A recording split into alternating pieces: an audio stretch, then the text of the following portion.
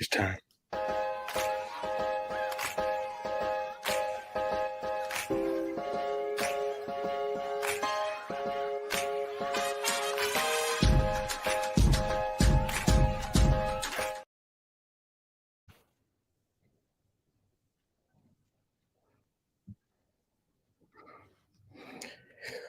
Well, good morning, everybody. Welcome back to the All Purpose Pod for an All Purpose Life, wherever you are today and however you're listening to the Call Me Mr. You, the podcast. Thank you again for making us a part of your morning, your day, and your week. We are having technical difficulties.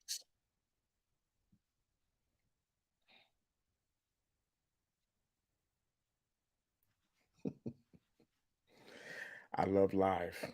It's awesome. But thank you for joining us again and supporting our show.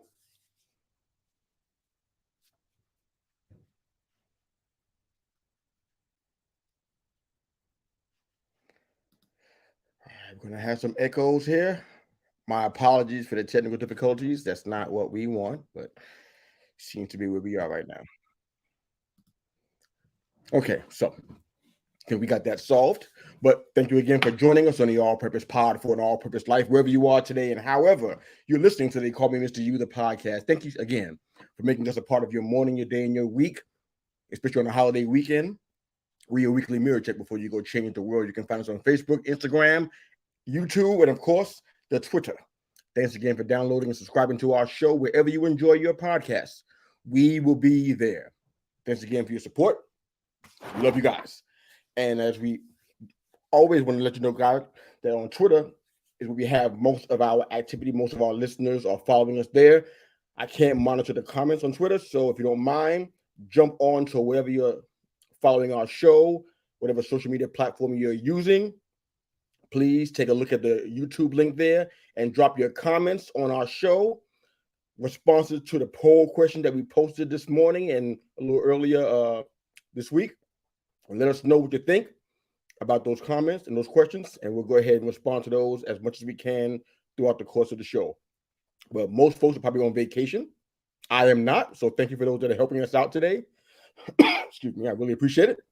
Of course, won't be here tomorrow, so happy Independence Day to the greatest country in the world. Are we perfect? Are we blessed? Oh, yeah. So thank you guys again for joining us on Independence Day weekend. Hope you guys are safe out there where you are and doing what you're doing. Now, I want to talk to you guys about the big picture. I know most of you guys can see the title, Different Strokes for Wealthy Folks. We're talking a little sports as usual, but I always want to interject some life because as much as sports is a big part of my background, guess what else is? Life. The areas where I've grown as a man, as a husband, as a father, as a coach, as a leader. I've learned a lot, good and bad. So I really appreciate the opportunities to do this and share this with you guys. So thank you for indulging me to share some things about life a little bit before we start talking about sports, before we start talking about the fun stuff. I want to talk about the stuff that we need to deal with.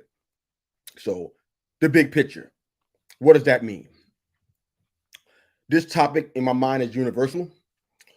I think if you look around and you're honest about what you see, there's a painful inability to read the signs, to discern the seasons that we're in. I have the privilege of kind of observing that from a distance. There's a little trend that goes on with young people in our time, in our era right now. Maybe you guys understand what it's about and why it's happening. Love to hear you guys' thoughts if you want to chime in. For me, I'm just wondering, why is it that in the heat of summer, 90 plus degrees, there's children out here wearing full sweatsuits, hoodies, with the hoods on, and it's sweltering hot outside? It's hard to understand. There's some areas of the country where I used to live where it would be really, really cold, and they'll have on shorts and flip-flops. It's a very weird phenomenon. Not quite sure why that is or what's going on with that. But what it speaks to me is that we have an inability to discern the season that we're in. We don't know how to prepare for the season that we're in and adjust and step in to the season that we're in. We have an issue with reading the signs around us. There are a lot of reasons why, in my mind, I think that the year 2020 was impactful, not because of COVID-19 per se, but just because of the lesson that it taught us that so many people still didn't seem to learn. When you were in quarantine and unable to function and do things with your family and even be there for your loved ones who were in a hospice or whatever, and you felt separated and cut off, the whole world was going back crazy, it felt like. And now that you're able to get back out again, we lost appreciation for what we had. Yeah, you're doing parties and you're back hugging each other in public and touching and eating out at restaurants. All those things are still happening now. But the appreciation for what we missed out on during those times we were in quarantine and struggling to, in some cases, survive from a health standpoint.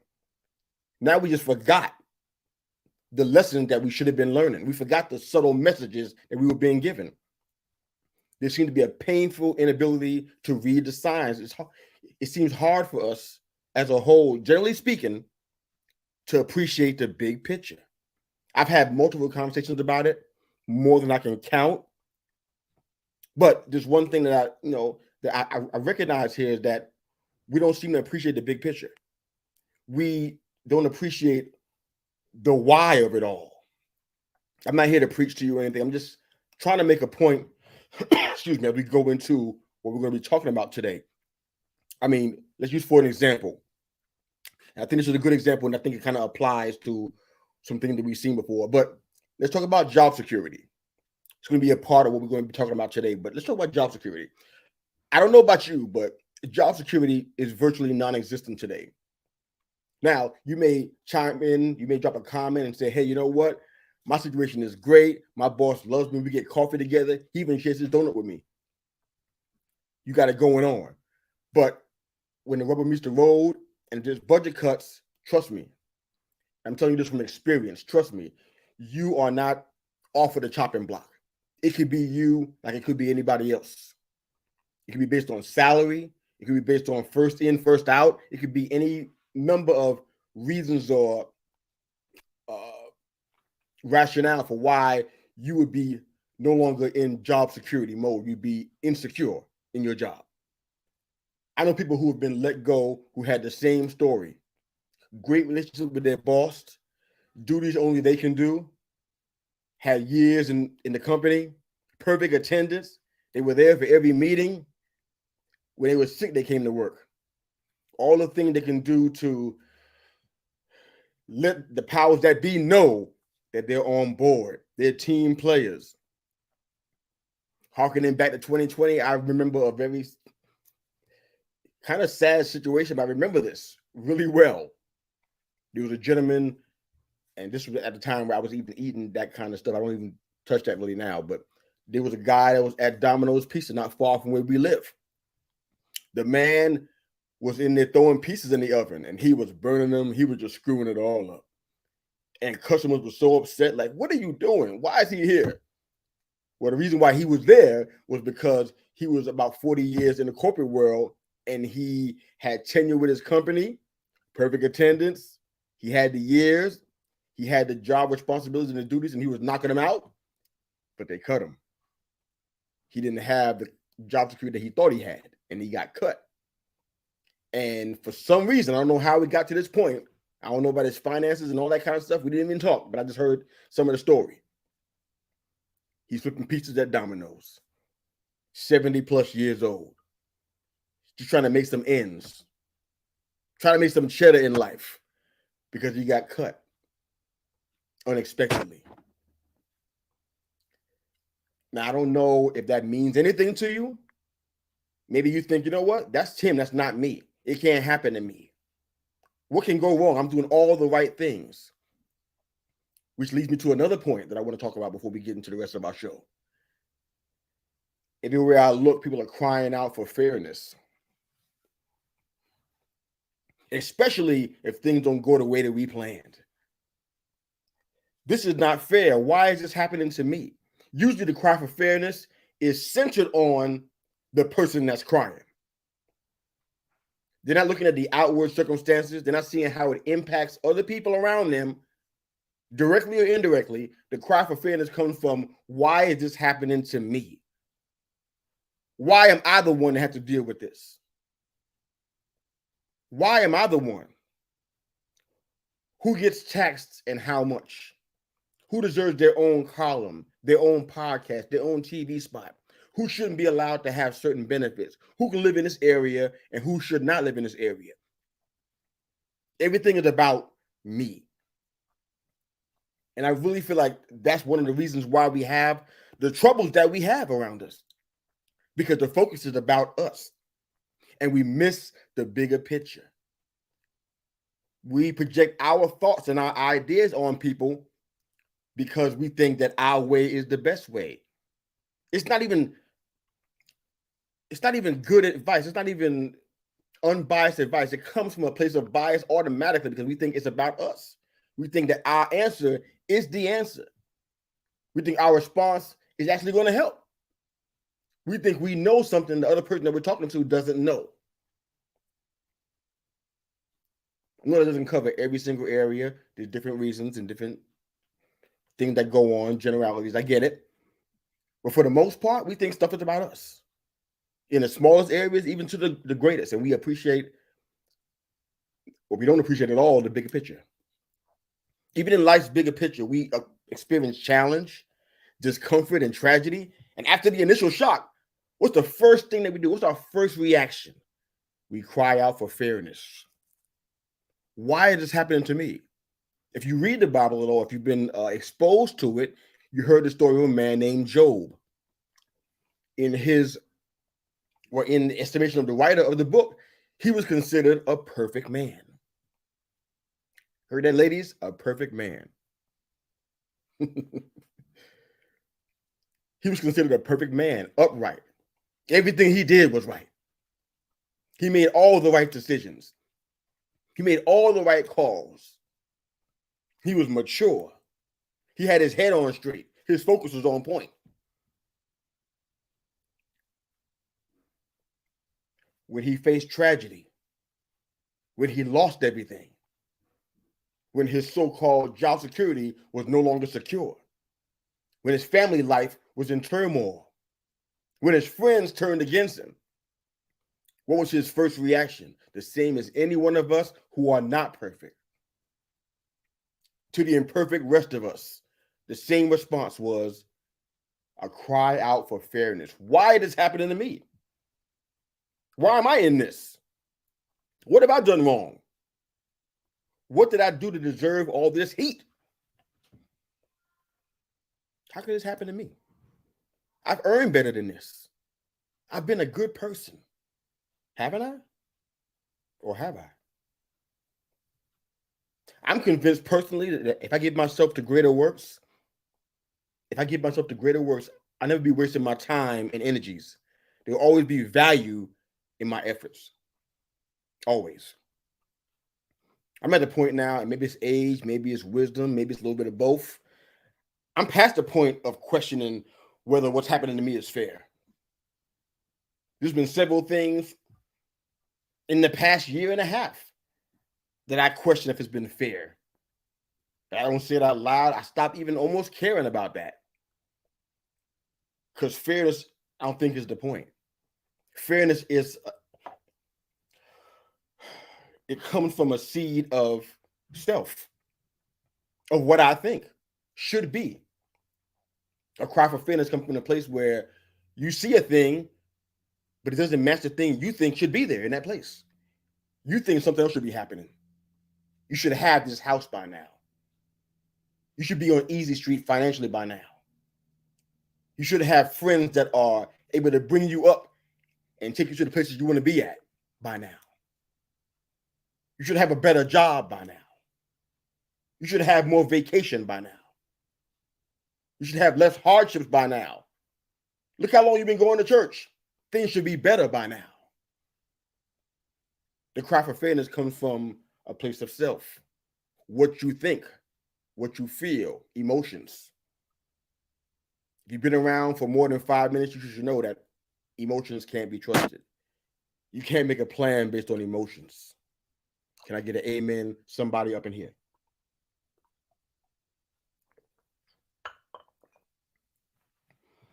I'm not asking you to believe this. This is just where I'm at.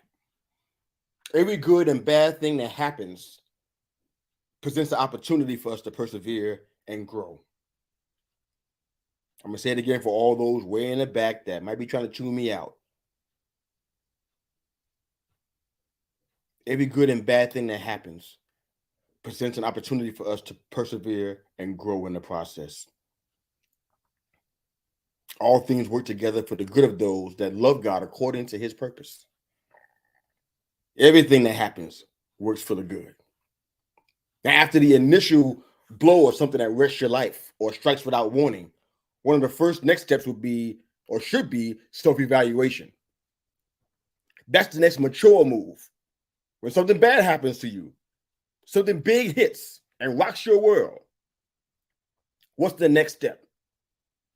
In our times, the vernacular of our generation right now is to point fingers, assess blame, jump on our Twitter feed and attack, jump on our social media and launch assaults against people, against organizations, excuse me. But it should be self-evaluation. Now, sometimes, in cases that I've seen, self-evaluation does show up. It just showed up really, really late, after a whole bunch of other stuff, after a whole bunch of finger pointing and a whole lot of blaming. Then it shows up. But in our present world, self-evaluation is the last resort, and it shouldn't be. One of my poll questions was, what's the worst layoff story you've ever experienced or heard about? We're talking about that because one of the biggest things that happened in sports over the past week has been the layoffs at the worldwide leader. Love to hear your stories on getting laid off. If you can drop it in our comments, and our YouTube link is on our social media platforms, whether it be Facebook, Twitter, Instagram, I believe even LinkedIn as well. Drop your layoff story. If you have one, or you experienced one, or you know somebody that's going through it and you heard about the details, share it with us. Love to share it today because I want to highlight what happens when the things that you had faith in and you trusted in and you knew probably never happened to you actually end up happening. What I want to do before you guys are getting your comments ready to share with us, I want to share a little bit of my story. I had a layoff story. I tell you what, I'm going to be as transparent as I can. I don't want to name names. I don't want to offend anybody. It's not my goal. I just want to give you a highlight of why we're talking about this and the impact that it's had. I was in corporate recruiting. I was fresh out of the state government, the federal government for a while, and I went into recruiting. To be honest, that was not my biggest choice of career. I didn't have background in it per se, except that I was doing it with the government, even though it wasn't part of my job. I was doing that.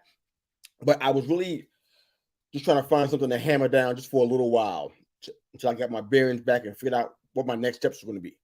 So I was doing some corporate recruiting on a pretty high level. I was the only male in a female office. Now, guys, you may understand what that looks like. You may be feeling sorry for me. Ladies, I don't know what you're thinking. But I was the only guy in a female office, and I heard things and I saw things that I don't think anybody would be comfortable with, male or female. But I was in a place where I was kind of the outlier in more ways than one. And I had a heavy recruiting schedule. I had an office full of people most days, almost every hour. And I was working. I was grinding and hustling, whatever you want to call it. I was doing all of that stuff. And, I was there for probably in the realm of about maybe 6 months or so. I was working hard. I mean, I brought a pedigree into the job. I was probably overqualified, perhaps, but I try to keep my head down and just work because I want to try to accomplish some things and, grow in some areas and see what comes next. Didn't really have a plan, just trying to just work until I got my bearings and figured out next steps and everything. And right around that time, a mandate came throughout the corporation. This was a national company I was working with. A mandate came through from corporate that one person from every department, every site needed to be cut, meaning fired or laid off, whatever you want to call it, furloughed. But in this case, it was more of a firing than anything. It was presented as a layoff because, maybe we'll bring you back when things get better, but essentially it was being fired. And everybody every site got that letter, and every general manager had to figure out who in the office was going to get that. Now, I already told you I was an outlier. So when I saw that and I heard about the letter, honestly, I knew beforehand, but I didn't make any plans. I didn't come home and say anything to my wife. I kind of just felt like, you know what? They're going to cut somebody off. Hey, it's the only guy in the building. He makes us uncomfortable because we talk about female stuff that he doesn't join us in. He doesn't talk about it. He doesn't connect with us on those things. So, hey, if anybody's expendable, maybe it's just the only guy in the whole building. So I kind of knew it was going to be me, but you don't want to assume. Let things play out, I guess, right? So that's what I did.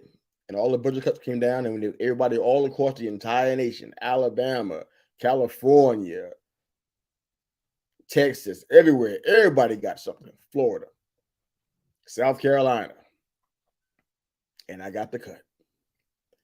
Didn't even see it coming, to be honest with you, because I was just focused on work so much. And I had a heavy schedule. I didn't even have time to think. I barely had time to drink a hot cup of coffee every morning because I was always working. I was hitting the phones. I was going to job sites. I was always moving. And I had one of those really hard days. It was a Thursday, as a matter of fact. I had a really, really hard day that day.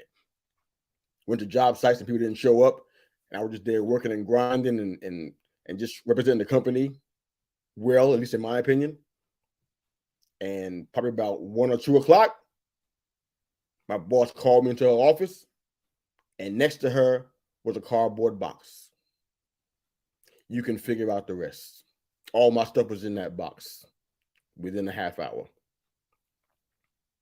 I was being cut. Did I feel undervalued? Yep. Did I feel underappreciated? Yep. Did I feel betrayed? Yep. But it is what it is, right? Anybody remember a guy named Dave Sanderson? Dave Sanderson, you probably never heard his name before, and there's a good reason why. Well, there's not a good reason why you haven't heard his name. You should have heard his name by now. But Dave Sanderson is not a baseball pitcher. Sounds like a pitcher name, right? But it's not. He was the last passenger off of U.S. Air Flight 1549 on the Hudson River. Everybody knows Sully, but nobody knows Dave Sanderson. He was a hero because he chose to stand in 36-degree water, helping everybody get off of the plane safely. He put the needs of others ahead of his own needs. 36-degree water temperature. He stood in it for who knows how long to get everybody off of the plane before he helped himself. Have you ever felt underappreciated in your life? Love to hear your thoughts on that. There's a lot of underappreciated professions out here. A lot of them. Sanitation workers. And thank God for sanitation workers. I don't care what you think about them, but thank God for them because they didn't do their job. And I've seen cities where when they go on strike and they don't work, you're living in a third world country for the most part. Thank God for sanitation workers, but they are one of the most underappreciated professions out there, including janitorial, healthcare, security guards, police officers. Say what you want to, but they're underappreciated, and it shouldn't be. Customer service, teachers, authors, even journalists, city road workers, the list goes on and on. Add whatever you want. But it's not hard to find somebody that's underappreciated. Even fathers and stepfathers. I talked about it on a previous show about Father's Day and how fathers are depicted in the media and how they treated, even in TV and in cinema. Fathers and stepfathers are underappreciated. And that should not be, right? How about underappreciated athletes? I think we've seen it a couple of times with what we talked about with the layoffs with the worldwide leader. Laid off 20 people and counting. Names like Jeff Van Gundy and Max Kellerman and Todd McShay, Susie Colbert, Steve Young, Hall of Famer, cut. College expert David Pollack, cut. I've been hearing a lot of complaints from you guys about this, and it's like people feel like, you know what? At this point, that network is not watchable anymore. They're just cutting all the people who make sense, who have something good to say in most cases. Not every case, but in most of those cases. They bring value. It's crazy. Love this comment from my brother Herb. I work for a small business, and when my boss wants to fire you, he just stops calling you to come to work. I lived a small business life, man. I think I get that. It's not a joke. It's one of the reasons why I always thought about, but now I'm doing it more now in recent years than ever, always having other assets being built on the side, because you just never know when that's going to happen. But I've been hearing a lot of complaints from you guys, and thanks again, Herb, for the comment. I appreciate those. Keep them coming, baby. I've been hearing a lot of complaints about, the network that fired all these people. And we call it a layoff, but I think they're firing. They don't intend to bring them back. Is the network watchable for you at this point? Do you feel comfortable? Do you feel secure in watching this network now with all of these faces that you don't have any kind of heartstrings developed with, any kind of skin in the game with? They all being removed. And it brings us to our next question, because we were talking about this also on social media over the past week or so. There seems to be growing dissent against sports talk radio, period. Now, maybe you don't see it because the show you have is the show you got. But just a thought, because right now there's a rise in podcasts. I mean, on a couple of social media platforms that I'm a part of, I see podcasts almost every day throughout the course of the timeline. Every day, all day long, a new podcast popping up. And a lot of the people who are in sports talk, I should say, a lot of them have podcasts on the side, and they're making so much money. It almost negates the contracts that they have with the networks they work for. That's how much money they're making. And it really gets to me it gets to me because sports talk radio was such a big part of my background. I'm not trying to hold on to old stuff to the point where I'm becoming unreasonable, but I deal with it because that was a big part of my upbringing. I mean, not just my commute, but I mean my life. I listen to sports talk radio all day, especially when I'm living back home in New York. All day long. Sports talk radio 24/7. And it was a big part of my life, but there was something about it that really appealed to me, that kind of connected me to my city, connected me to the sport. It had value, I know right now people not walking around with radios. Now they got cell phones that play radio stations like Sirius XM and that kind of stuff, or whatever it is. Now you can listen to radio on your computer. I mean, it's just so many opportunities and avenues now. But I don't know if you noticed it, but sports talk radio seems to be dying, man. I'm not talking about the layoffs that I just mentioned. I don't just mean that. But it's starting to die off, it feels like. And there was a time when, especially back in the era I'm talking about, where sports fans tuned into radio and TV because they were following the brand. The name of the network was what carried that kind of support from all these listeners. But now it's different. There's been a shift. I'm not sure if you can see it or not, but now people are following the name, the person. That's why some of these podcasts that are rising up right now, they're insanely popular. I'm talking about off the chain, off the charts. These guys are making more money on their podcast than they are on the networks that they are a part of. They lose their jobs. They probably don't even care, because their podcasts are bringing them so much revenue. It's that serious. But what happens to sports talk radio in scenarios like this? What happens then? It seems like it's starting to die off. People are following personalities now. And the personalities are making more money with their podcast than they are on the networks. Most people who know me know I'm a lover of smooth jazz. Smooth jazz radio. Now, of course, just to be fair, I can find that on my computer. I can find it on apps on my phone. Don't get me wrong. I can find it if I'm looking for it. But it was just something about that long drive home after work, and I popped that bad boy in on my radio in my car, and I could hear that soothing music to kind of bring my BP down, kind of level me out, and kind of just calm me down from a crazy day at work. To me, it has that kind of value. Some folk like it, some folk hate it. I've been in love of it since I was a little kid, literally under 8 years old. I loved it that much. And one of those things that I just noticed about that now is that everywhere I look, you see they have smooth jazz concerts all around the country, but it's not as much. The radio stations have been being replaced with alternative music or rock music or a country station. Smooth jazz seems to be dying off. And I feel like that's just a microcosm of what's going on with radio, period. Especially genres like sports radio. It just feels as though it's going to a place where I wonder if we could even have it after a certain amount of years from now. Will it still be around? Do you believe, here's our second poll question, do you believe sports can survive without a radio presence? Do you believe that sports can survive without radio?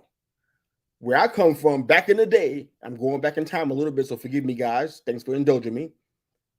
But back in the day, I felt like sports radio drove our sports interests. A lot of folks couldn't go to the games. Back in my hood, they couldn't afford to go to a Giants game or a Jets game. They couldn't afford to go to a Yankees game or a Mets game. They couldn't afford an Islanders ticket or a Rangers ticket. So what do we have? How can we be a part of the game? It's usually television or radio. In most cases, it was radio the majority of the time. If you're out of your home state, your game can get blacked out. And all you have is radio because it's blacked out on television or on cable or satellite. Radio drove our sports interest. A lot of times you can't even watch the games as much, but you can follow it on radio. Hear the play-by-play on radio. Those are the kind of things that we just didn't have a great appreciation for in those times. And now look where we are. Sports radio is dipping in popularity, revenue. These cuts that we're talking about are just an example of what's going on all across sports radio. It's not just the worldwide leader. It's a whole bunch of other places that are networks that do sports radio and sports television. They're cutting cameramen right now, man. They're cutting everybody. What did that tell you? There's a money problem. And that means there could be a sports radio problem. Do you believe sports can survive without a radio presence? Love the comment from Herb. At this point, I'm really just watching ESPN for the sports and not at all for the sports programs. Most folks feel exactly the same way as you, brother. But it seems to be an issue with, number one, just the appreciation of what we have in front of us. All of those people who I named, well, I didn't name them all because I didn't have the time for that, but all those have been laid off from the worldwide leader and people who are being laid off in sports radio. You know, I wonder if the employees even appreciate what they've done, what they've brought to the table. In spots like that, these are big names, people who have credibility. They got clout in the business. They've been journalists and reporters for a long time. Some have even been former athletes that have won championships, Super Bowls, and they're being cut. Just a side question. Why do you think you're exempt? Why can't that happen to you?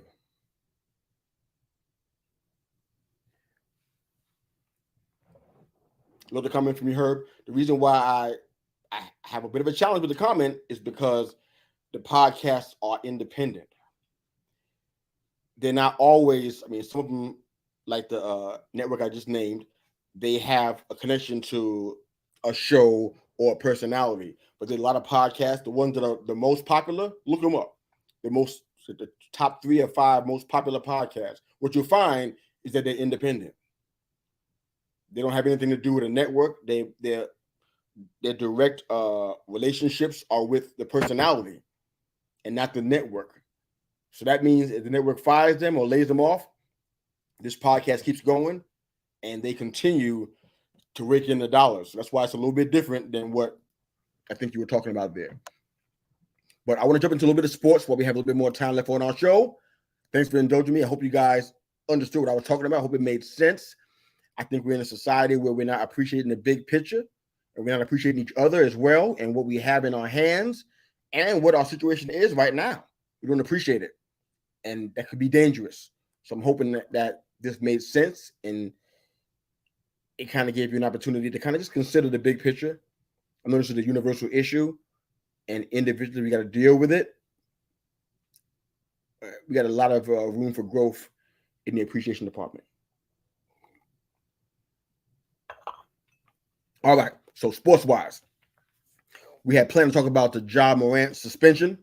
Love to hear your guys' thoughts on that one. Is the suspension too lenient, too harsh, or is it just right? I think the thing I think about is that the general manager of the Memphis Grizzlies, it feels like his hands are tied. Just his role as the general manager basically is a tie-in to the owner. And he can't do anything without the owner's say-so, without the owner's signing off on it. Excuse me.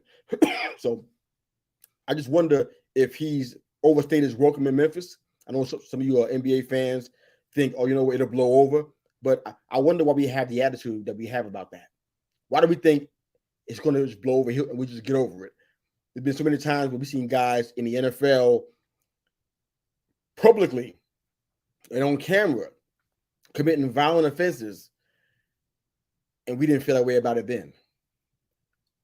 Just wondering why there's seems to be a little bit of hypocrisy there. Is the Ja Morant suspension too lenient, too harsh, or just right? We'll post that also on our social media platforms, and we'll talk about it a little bit. You know, NFL free agency.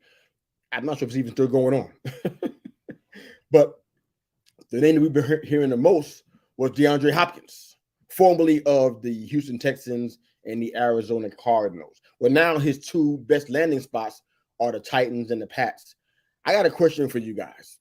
Now, I know that D-Hop has had his share of injuries, and it seems as though he still believes he's the top guy or a top guy. My question is this. Do you believe that he helps make the Titans and the Pats better in their current circumstance?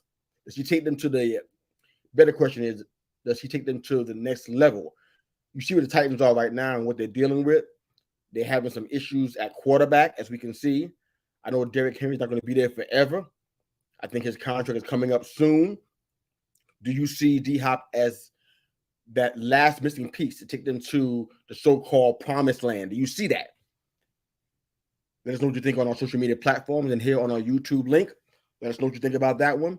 Or is he a better fit for the Patriots? Does he help them win the AL East? AL East. Thinking baseball. My apologies. The AFC East. Does Hopkins do that for the Patriots? Because if not, makes you wonder if those are good landing spots for him and why those orgs will want to even bring him on. Just something to think about. But you got other names like Ezekiel Elliott, Kareem Hunt, probably some of the best names that are out there for free agency. Here's the list of those people who are coming up for free agency next year. This is kind of important. Take a note, jot this down. Mike Evans, TJ Hawkinson, Josh Jacobs, Saquon. Oh, don't leave us, Saquon. Jonathan Taylor, Derrick Henry of the Titans, Trayvon Diggs, Kirk Cousins, T. Higgins, Lamar Jackson, if they don't get that solved, Chris Jones, and Nick Bosa. So that's what's coming up next year. Those are names to talk about, in my opinion. I don't get the infatuation with the D-Hop and Dalvin Cook situation. Some of you guys that know me know I was a big fantasy football aficionado for over 15 years. One of the guys that I kept on drafting over and over again, even though I saw what happened every year, I kept drafting him. A man by the name of Dalvin Cook. There would be games I would get 3 touchdowns from him. I'll win the game, but he wouldn't help me win the season because he'd be on that pine because he'd be injured every single year. He's that kind of runner. They used him that way. And he hurt me and he burned me bad. I don't get the infatuation with those two names. I think those are the best names out there, I guess. But I think Kareem Hunt is more interesting. The kind of runner he is, the way he plays in space. He can catch out of the backfield. I love how he operates. I love him more as a running back than Dalvin Cook, at least for the long haul. But that's just my opinion. I could be wrong about that. But also some other thoughts. Okay, I'll jump on these comments right quick. Okay, so my man from the Herb and Raj podcast said if Ja comes back and the team wins, it will blow over. Wins and talents trump all. I know you're right, man, but that's really sad. Because at the end of the day, it's about accountability, right? It's about learning from your mistakes and growing as a person, right? Even athletes got to grow as a person. You can try to avoid it, but look at all the historical data. What happens when an athlete doesn't grow as a person? They get more money, but they're still the same person. I think Deion Sanders said it once that more money just makes you more of the person you already were before you got the money. That's a sad commentary, but it's real. So thanks for the comment on that, brother. All right, so as you know, from past few weeks, we had Football Talk with Bo as our guest co-host, and he wanted to talk about AD, Anthony Davis, and not being that dude for the Lakers. I wish he was here so we could talk about that a little bit further because I kind of feel like, you know what? That's a good topic. We're going to talk about Tyreek Hill, but I'm going to pass on that one. If you got comments about that, by all means, please share them. We're going to skip that one today. But with AD, honestly, I saw what he did when he was with New Orleans, but I never really felt like he was the guy that would bring the Lakers to the next level, even alongside LeBron. I never saw it. And I'm not the biggest NBA expert. I've been watching the game all my life, but I definitely don't know everything. But I do question if he's that dude for the Lakers. I question that. When he was starting in LA, I mean, the numbers for New Orleans are very telling, how many games he actually started and played when he wasn't injured. But a little over 50% of his games in LA for 4 years, he started. It's not bad, but it's not great either. Now, ownership loves him. I have no idea why, but ownership, meaning Jeannie Buss, loves him. And I think there's some talk about ownership being mad at LeBron James for pushing to bring in Russell Westbrook because they lost a lot of draft capital in the process. Is AD the man in Lakerland? Whether LeBron stays or goes, is AD the guy that you trust to carry that franchise or to help LeBron go to another championship? Do you think he's that guy? Love to hear from you guys on that one as well. How about the impacts of the Chris Paul trade? The Warriors definitely have to win now, don't they? Look at some of the contract situations there. There's probably 1 or 2 years on average for a lot of the stars. I know that Draymond just got a big 4-year contract, so it's going to have him there for a while. But do the Warriors have to win now? Are they in win now mode with CP3 being there? He's on an expiring contract, so that plays a part as well. And Clay, I think his contract is not far off either, along with Steph. I mean, CP3 has the ability to be in the Hall of Fame discussion with Barkley and Malone. He's in that territory, 38 years old. I mean, he did a lot of things for the Suns while he was there.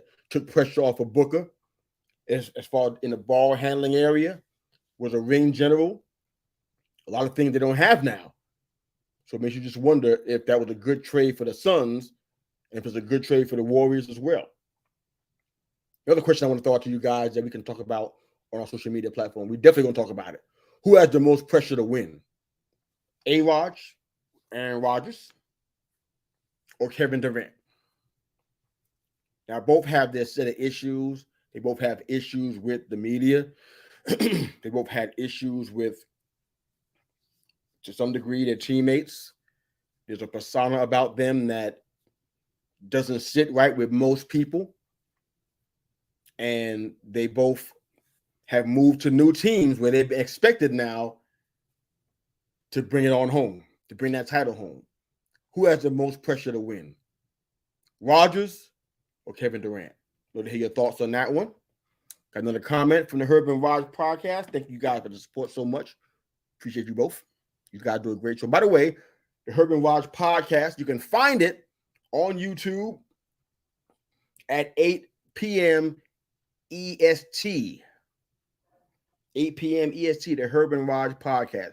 These guys know sports and they have fun talking about it. It's pretty entertaining.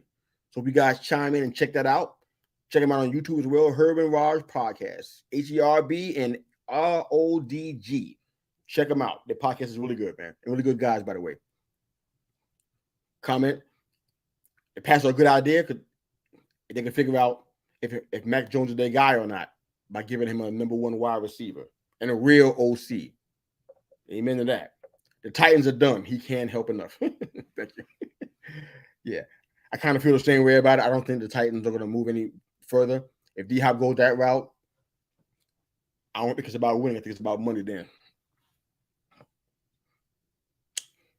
This last point is about Kristaps Porzingis. He used to be a New York Knick. I liked him as a New York Knicks fan. I didn't love him. I'm pretty biased because my favorite player in the entire NBA for all of eternity is number 33, Patrick Ewing. Everybody that comes down in that paint,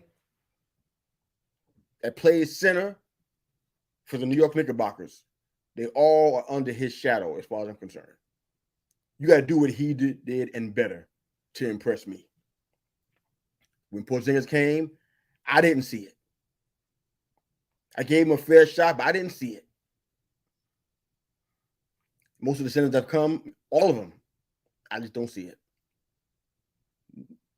Everybody paled in comparison to him, in my opinion. But I thought he would at least be a present help, a scorer. He was not. He wasn't healthy. And he didn't really help us.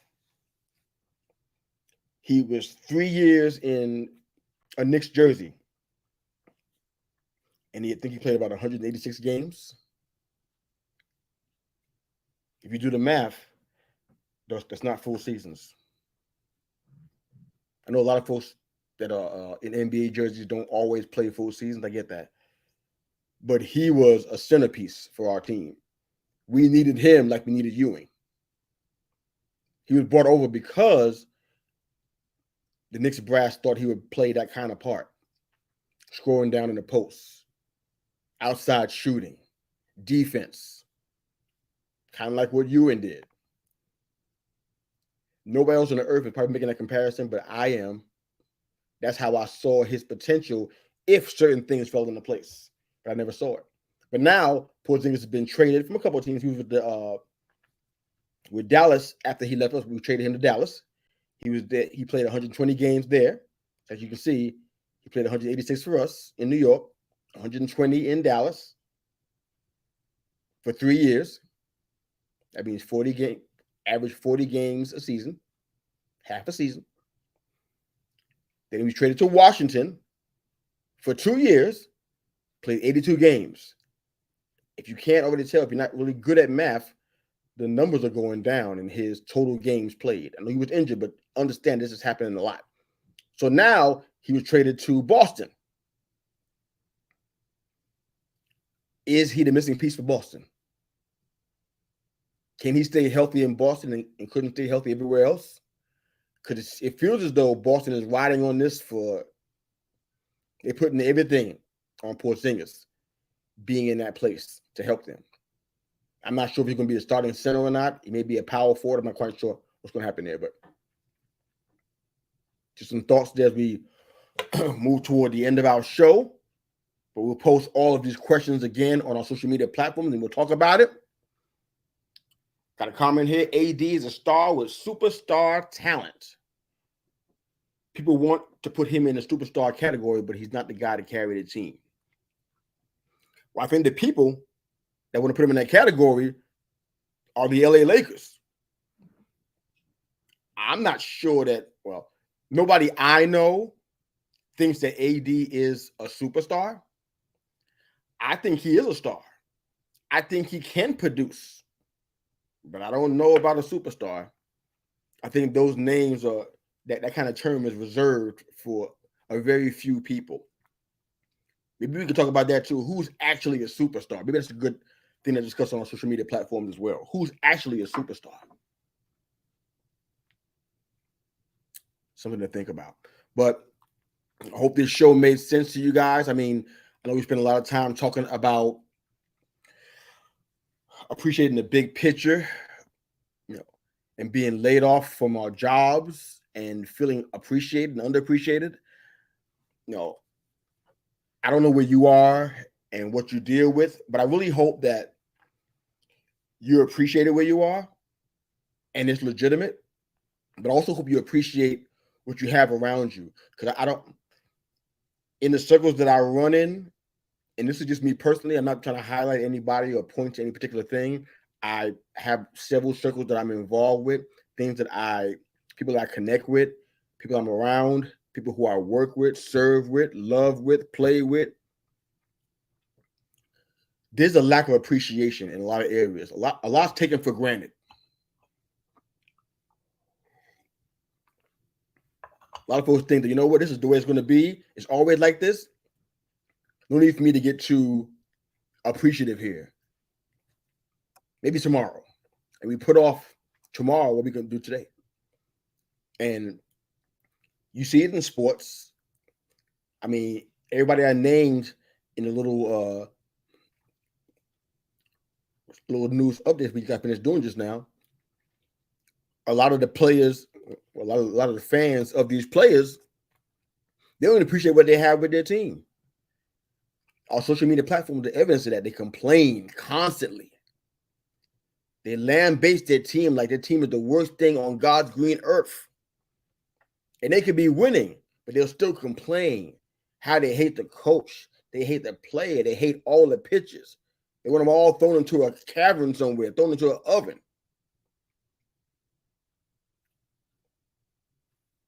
They just complain about everything.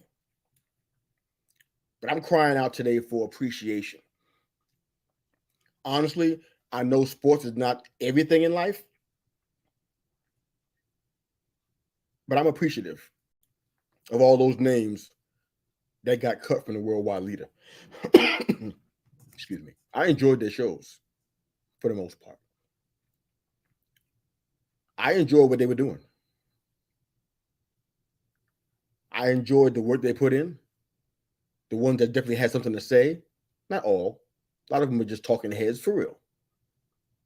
Just spouting off stuff. Some of them are still hired and doing the same thing every day, not bringing any value to the show or your life. It's not value that we can see. But I appreciate them. Because what they do was hard work to prepare and bring what they brought to the table. They lost time with their families. They had to travel, sometimes on notice, to go to different locations to cover for people who were out sick or whatever it was. That happens a lot. We don't appreciate that. We don't see it. We just want our content. We just want our hot takes. We want to be entertained. But these folks don't have jobs now. And their families got to figure some stuff out. So while we're talking about sports and everything, which is all good, I love sports. I told you that. There's real life stuff going on behind the scenes to give you the kind of sports that you like, that you appreciate so much. There are real lives being affected. There's real lives being affected. And that's the point I want to leave you with today. We talked about, do you believe sports can survive without a radio presence? There's still people involved in that. What's the worst layoff story you've experienced or you heard about? There are people involved with that. Job security issues. If that's a real thing or not, people are involved with that. What's the point? There are people involved with everything that we care about, we like, we support, and we want people to give to us. All the benefits and stuff you want, all of the accessories in life, and all of the things you want to be appreciated for, or the people that you should be appreciating, is all about people. At the end of the day, that's what it's really all about. I really hope that today you get that. Give your flowers to those that are alive still, while they can appreciate it. Because like these guys that have been working in their jobs for 8 years, 10 years, what have you, now they got to figure out what's next. Because what they relied on can't be relied on anymore. If nothing else, make that the lesson for today. What you rely on right now, what you're leaning on right now, may not be able to hold you up. Think about it. Wherever you are today and however you're listening to the Call Me Mr. You, the podcast, thank you again so much for making us a part of your morning, your day, and your week. We're your weekly mirror check before you go change the world. You can find us on Facebook, Instagram, YouTube, and of course, the Twitter. Thank you for downloading and subscribing to our show wherever you enjoy your podcast. We appreciate you so much for joining us. Thanks for all the comments from the Herb and Raj podcast.